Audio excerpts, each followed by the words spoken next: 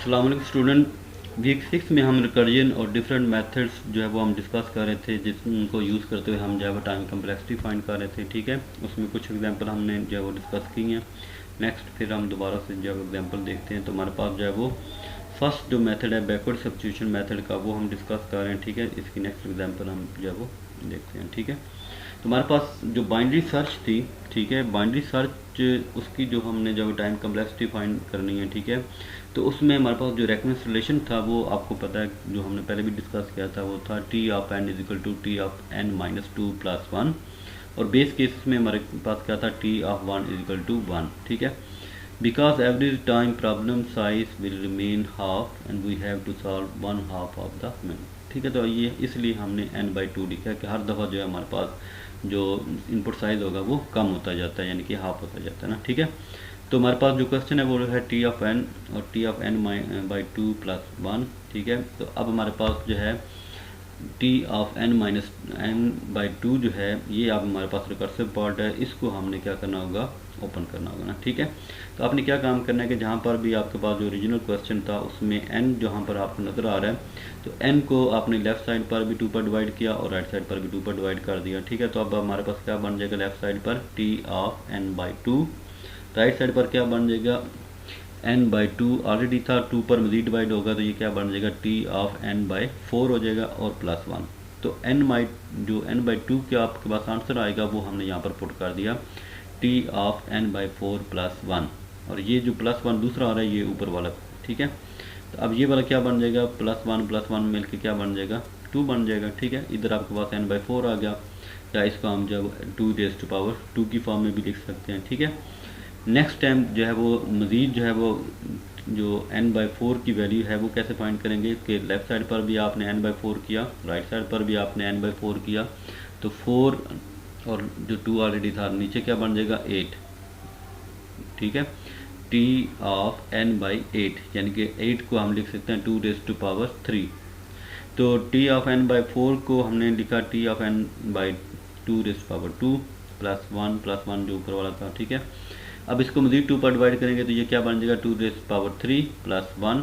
ठीक है, और ये दो पहले वाले आ रहे हैं। ठीक है, ये ब्रैकेट आपको बता रही है कि ये वाला जो ब्रैकेट वाला पार्ट है ये हमने इसका लिखा है T of N by four का आंसर। ठीक है, तो हमने जहाँ पर भी एन था उसको मज़ीद टू पर डिवाइड किया तो ये क्या बन जाएगा, two raise power three plus one जो है वो ये वाला आ जाएगा। फिर हमने इस रिकर्सिव पार्ट को देखा तो इसको हमने मज़ीद टू पर डिवाइड किया तो हमारे पास क्या बन जाएगा, two raise to power four. ठीक है, प्लस वन आ जाएगा ना। ठीक है, अब देखें कि जितनी जो पावर आ रही है, अब देखें इसमें पावर फोर आ रही है, टू रेज़ पावर फोर, तो हमारे पास जो है फोर वन आ गए। यहाँ पर हमने टू रेज़ पावर थ्री लिखा तो हमारे पास थ्री वन थे, यहाँ पर हमारे पास टू रेज़ पावर टू था तो हमारे पास दो वन थे जो ऐड करने थे। ठीक है, तो इसका मतलब है कि हमारे पास जब हम इसकी केथ टर्म लिखेंगे, ठीक है, तो टी ऑफ एन क्या बन जाएगा, two raise two T of N divide by two raise power K, तो जो के होगा, ठीक है, वो बेसिकली क्या होगा कि इतनी दफ़ा हमें ये वन को ऐड करना पड़ेगा, यानी कि वन विल बी एडेड के टाइम फॉर केथ टर्म। तो ये आपने पैटर्न को देखना है कि हमारे पास जो पैटर्न आ रहा था वो टू रेज़ पावर फोर आ रहा था, तो फोर हमारे पास वन बन गए थे, थ्री था तो थ्री वन को ऐड करना था, टू था तो टू वन को ऐड करना था। जब हमारे पास टू की पावर के हो जाएगी तो हमें वन कितनी दफ़ा ऐड करने पड़ेंगे, के टाइम ऐड करने पड़ेंगे ना। ठीक है, तो अब हमारे पास जो नेक्स्ट है वो क्या बन जाएगा, प्लस के, यानी कि जो हमारे पास वन है वो कितने के टाइम है। ठीक है, यानी कि अगर फोर के की वैल्यू फोर रखेंगे तो वन हमारे पास क्या आंसर आ जाएगा, फोर वन को हमने ऐड करना तो फोर आ जाएगा ना। ठीक है, अब अगला जो काम है हमारे पास ये है कि हमने इस ब्रैकेट में जो है वो क्या करना है, T of N over two raise power K, यानी कि जो ब्रैकेट है उसको हमने किस में कन्वर्ट करना है, वन की फॉर्म में। ठीक है, तो वन जो है वो किस फॉर्म में हमारे पास आएगा। ठीक है, अब इसके लिए जो है वो आपको देखना पड़ेगा कि कैसे हमने इसको सॉल्व किया है। ठीक है, तो यहाँ पर देखें, by using K is equal to log two N, ये कैसे आएगा, के की वैल्यू जो है वो कैसे फाइंड करनी है, तो ये हमने ऑलरेडी डिस्कस किया था। ठीक है, तो ये जो फर्स्ट जो राइट साइड पर जो आपको बॉक्स नज़र आ रहा है ये बेसिकली जो है वो N is equal to two K कैसे आया, कि आपने इसको किस तरह लिखा कि पहले आपने लिखा एन डिवाइड बाई टू के इज इक्वल टू वन किया आपने ना, एन डिवाइड बाय जो ये यहाँ पर जो नज़र आ रहा है, इस पूरी वैल्यू को आपने किसको इक्वल रखा है, 1 के इक्वल रखा है, ठीक है। तो जब आपने 1 के इक्वल रखा तो ये नीचे वाली जो वैल्यू डिवाइड हो रही थी वो दूसरी साइड पर जाएगी, तो क्या हो जाएगी, मल्टीप्लाई हो जाएगी, ठीक है। फिर आपने क्या काम किया, इसको जो है वो दोनों साइड पर log लिया, log बेस 2 लिया। log बेस 2 आपने क्यों लेना, क्योंकि ये वाले जो आपके पास जो वैल्यू आ रही थी, जो साइज़ आ रहा था बाइनरी सर्च के अंदर इनपुट साइज़, वो बार बार जब वो किसी खास फैक्टर पर डिवाइड हो रहा था, और कौन सा फैक्टर था, 2 था, ठीक है। इसलिए आपने log बेस 2 यहाँ पर लिखा ना, ठीक है। तो दोनों साइड पर आपने log लिया, ठीक है। इसको जो आपके पास नोट्स हैं उसमें हमने डिटेल से ये वाली भी चीज़ जो है वो बताई है किस तरह ये लेना आपने, ठीक है। तो log base 2n is equal to log base 2 raise power k आ गया ना, ठीक है। तो हमने बताया था कि log के अंदर अगर पावर आ जाए तो वो पावर जो है वो स्टार्ट में आ जाती है, तो पावर जो है वो k जो है वो स्टार्ट में आ गई, और उसके बाद log बेस 2 और वैल्यू 2 आ गई ना। फिर हमने ये फार्मूला बताया था कि log बेस 2 और अगर साथ भी वैल्यू अगर वही बेस वाली हो तो आंसर क्या आता है, 1, ठीक है। तो अब हमारे पास क्या आ जाएगा, यहाँ पर जो है वो k इंटू 1 यानी कि k आ जाएगा। तो हमने ये वाली इक्वेशन इस तरह भी लिख सकते हैं, k is equal to log base 2n, ठीक है। तो k की वैल्यू हमारे पास क्या आ गई, log बेस 2n। तो ये आपके पास आ गया, by using k is equal to log base 2n we get. तो अब आपके पास एक ये केस हो सकता है कि यहाँ पर n डिवाइड बाई 2 के, ये हमने पहले सपोज किया था कि ये किसको इक्वल होता है, 1। तो आप डायरेक्टली 1 भी पुट कर सकते हैं या k की वैल्यू पुट कर देना। तो k की वैल्यू अगर यहाँ पर पुट हुई है तो यहाँ पर आपके पास बन जाएगा, k की वैल्यू जो थी वो log बेस 2n था, ठीक है। और उसके बाद k, ये वाला जो k है इसकी वैल्यू हमने लिख दी है log बेस 2n, ठीक है। तो ये वाले जो आपके पास अब क्वेश्चन आ गई है, इसमें देखें कि हमारे पास ये वाला जो फार्मूला है n डिवाइड बाई 2 और उसके बाद जो है वो पावर में log 2n, ये एक फार्मूला है जो आपके पास है। इस फार्मूले को आप क्या करते हैं कि ये जो n डिवाइड बाई 2 आ रहा है और इधर जो पावर में n आ रहा है, ये आपस में जो पोजीशन चेंज कर देते हैं ना। जो यहाँ पर भी a और x आ रहा है, तो x आपके पास बेस बन जाएगी और a जो है वो पावर में चला जाएगा ना। तो ये शफलिंग हो जाती है ना। तो जब आपने इसको शफल किया तो अब हमारे पास क्या बन जाएगा, n डिवाइड बाई n और पावर में क्या आ रहा है, log बेस 2n। तो ये भी हमने देखा कि इसका वैल्यू क्या आंसर आता है, 1। तो n डिवाइड बाई n जो होगा वो भी 1 हो जाएगा। ये वाला log बेस 2 और 2, ये वाला फार्मूला जो log वाला उसकी गेस भी 1 आ जाएगा। तो ओवरऑल इसका रिजल्ट क्या बन जाएगा, t ऑफ 1। तो ये डायरेक्टली आप यहाँ पर पुट भी कर सकते थे, प्लस k की वैल्यू जो हमने फाइंड कर ली थी वो लगा के आपके पास क्या बन जाना था, log बेस 2n, ठीक है।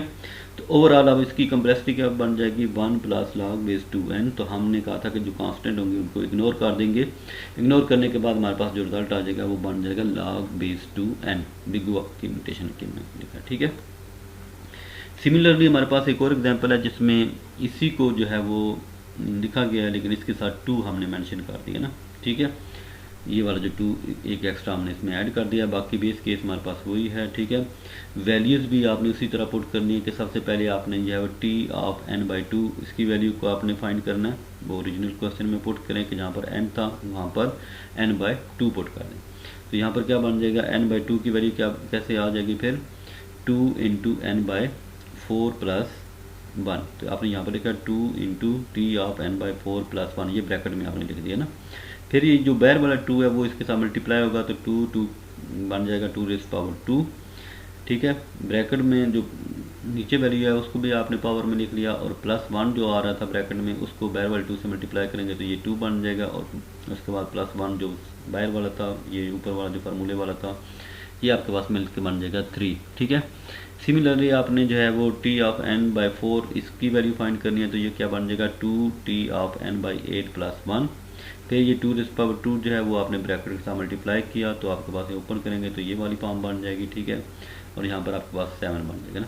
अब देखिए जो आप ये बोर्ड में लिखा आ रहा है, यहाँ पर 2 रेज़ टू पावर 1 है, ठीक है। ये 1 जो है वो क्या बन जाएगा 2 रेज़ टू पावर 0। यहाँ पर 2 रेज़ टू पावर 2 है, यहाँ पर क्या बन रहा है, आंसर 3 आ रहा है, ठीक है।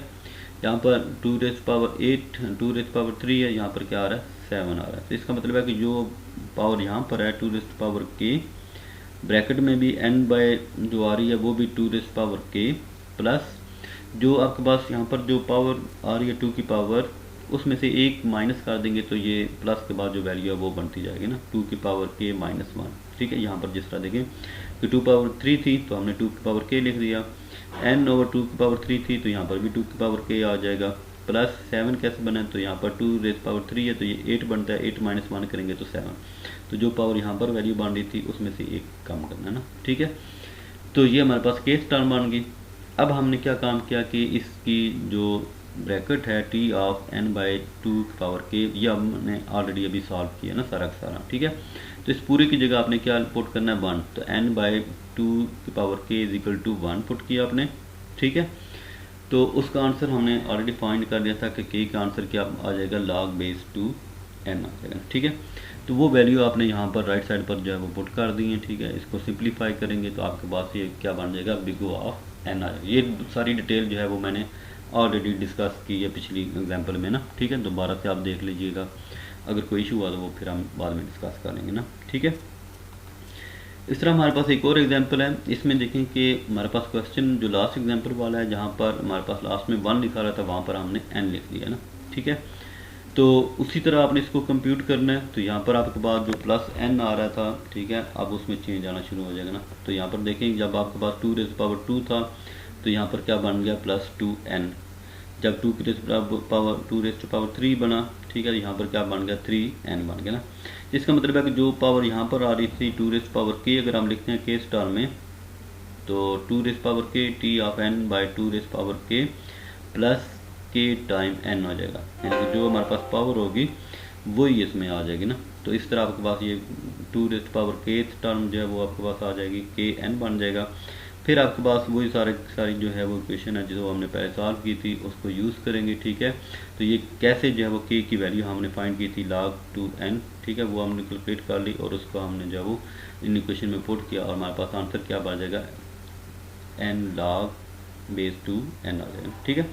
तो इंशाल्लाह आपको जो है वो बैकवर्ड सब्स्टिट्यूशन मेथड जो है वो आपको जो है वो समझ आ चुकी होगी। एग्जाम्पल भी काफ़ी सारी हमने डिस्कस कर ली हैं, डिटेल से डिस्कस की हैं, और अगर किसी का इशू हुआ तो वो फिर हम बाद में डिस्कस कर लेंगे, ठीक है। थैंक यू, अल्लाह हाफिज़।